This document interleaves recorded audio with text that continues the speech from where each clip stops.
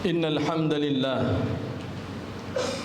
نحمده ونستعينه ونستهديه ونستغفره ونعوذ بالله من شرور أنفسنا ومن سيئات أعمالنا من يهده الله فلا مضل له ومن يضلل فلا هادي له أشهد أن لا إله إلا الله وحده لا شريك له وأشهد أن محمدا عبده ورسوله اللهم صل على محمد وعلى آل محمد فيا أيها المؤمنون وزمرة المسلمون رحمكم الله اتقوا الله أوصيكم ونفسي بتقوى الله العظيم وطاعته فقد فاز المتقون قال الله عز وجل يا أيها الذين آمنوا اتقوا الله حق تقاته ولا تموتن إلا وأنتم مسلمون. Saudara-saudaraku sidang Jumaat yang dirahmati oleh Allah Subhanahu wa taala sekalian, kita sanggup meninggalkan pekerjaan kita seketika walaupun kita sedang sibuk, dan waktu itu merupakan keuntungan yang besar buat diri kita.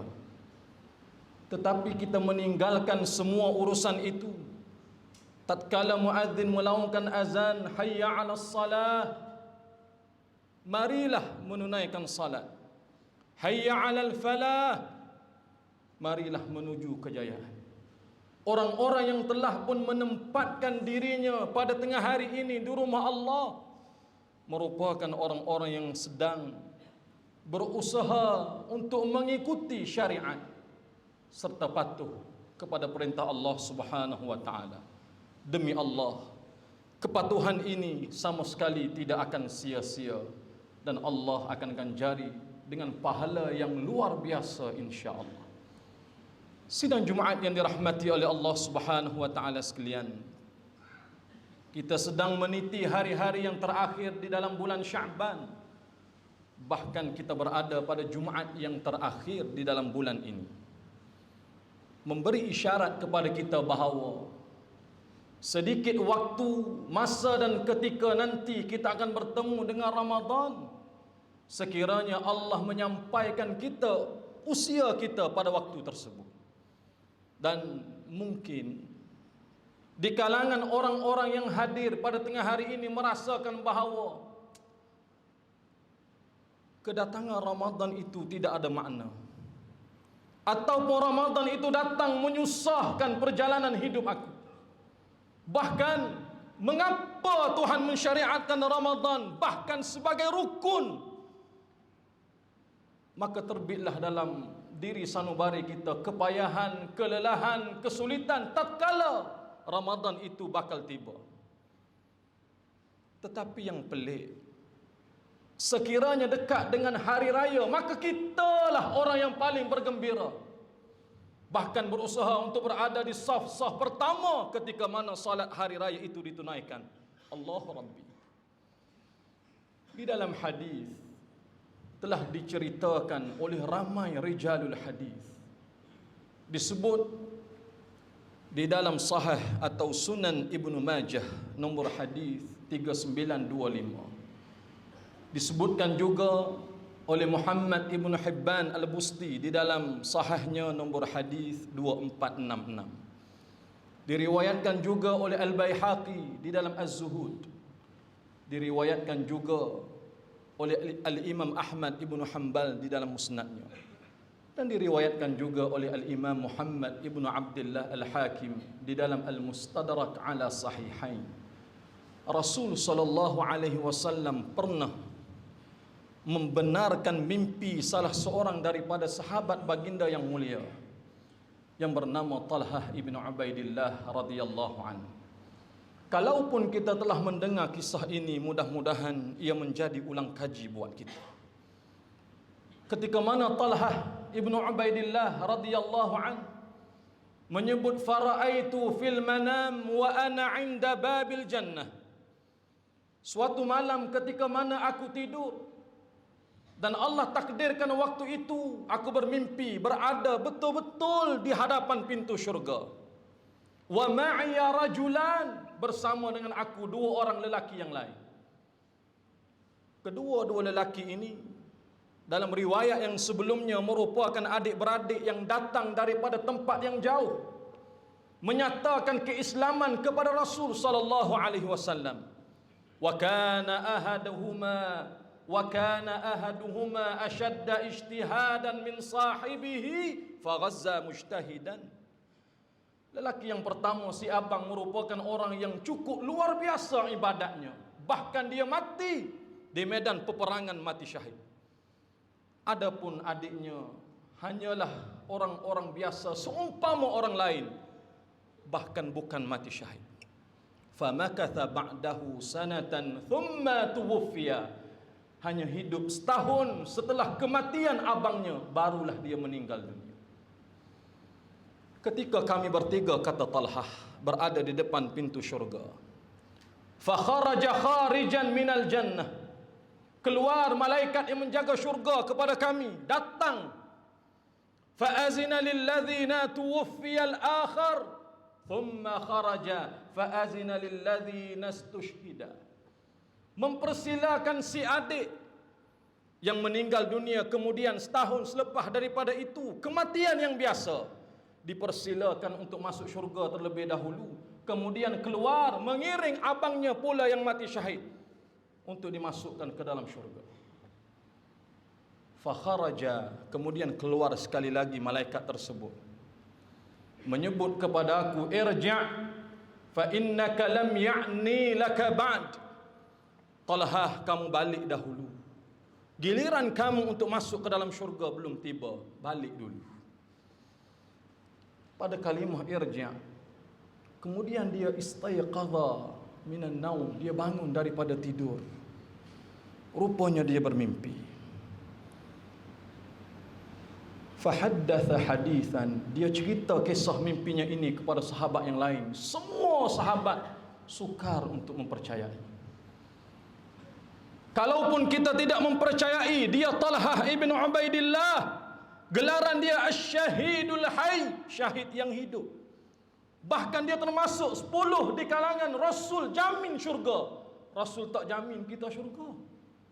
Dan kalaupun kita nak mempercayai, tidak munasabah, bahkan yang mati syahid itulah lebih awal masuk syurga berbanding kematian biasa. Kerana yang syahid itu dia pertaruhkan nyawa, keringat, darah dan segala apa yang ada di tubuhnya demi jalan Tuhan. Tiba-tiba si adik masuk dahulu ke dalam syurga.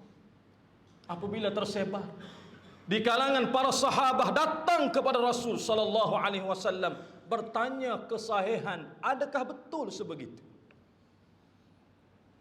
Nabi yang mulia sallallahu alaihi wasallam menyebut, ya ashabi, min ayyi dzalika ta'jabun? Wahai sahabat-sahabat aku, apa yang pelik daripada cerita Talhah itu?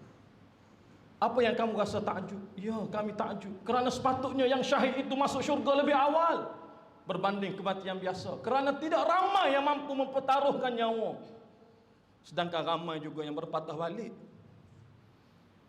Rasul menyebut kepada mereka, awalaysa qad makatha ba'dahu sanatan, bukankah si adik yang masuk syurga itu lebih awal daripada abangnya hidup setahun selepas daripada abang dia mati?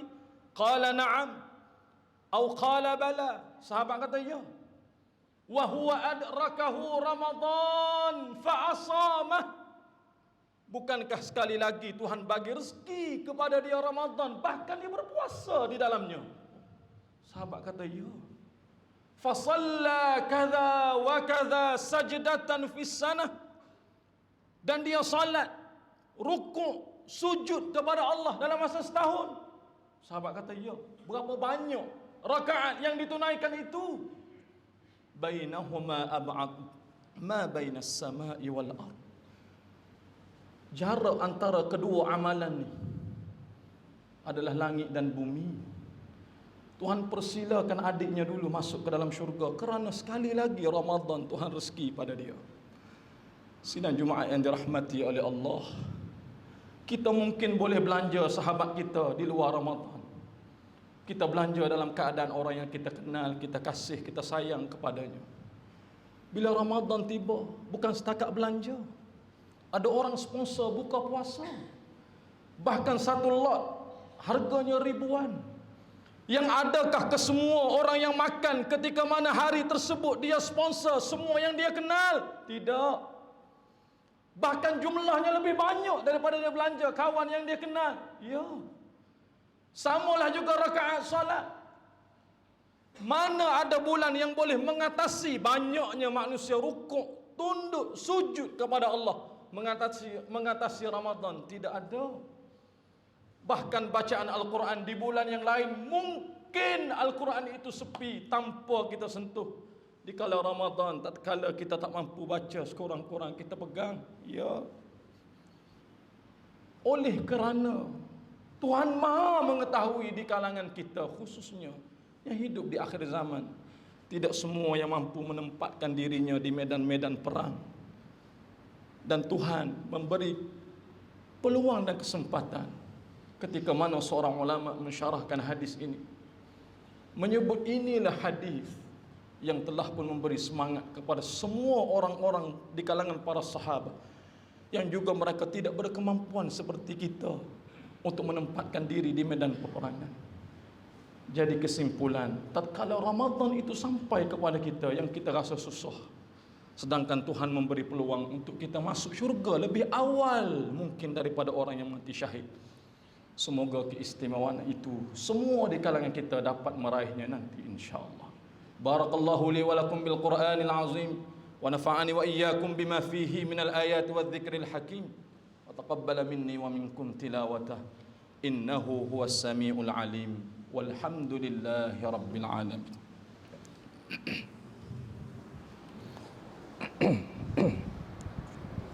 Bismillahirrahmanirrahim. Rabbana ba'di tafarraqna rabbana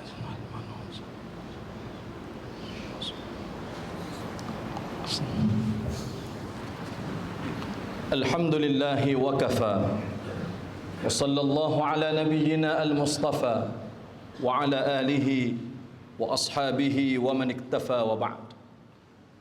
Al-Hafidh Al-Imam Ibn Rajab Al-Hambali rahimahullah juga setiap kali ucapan yang beliau ingin sampaikan, maka beliau memulai dengan kalimah taqwa.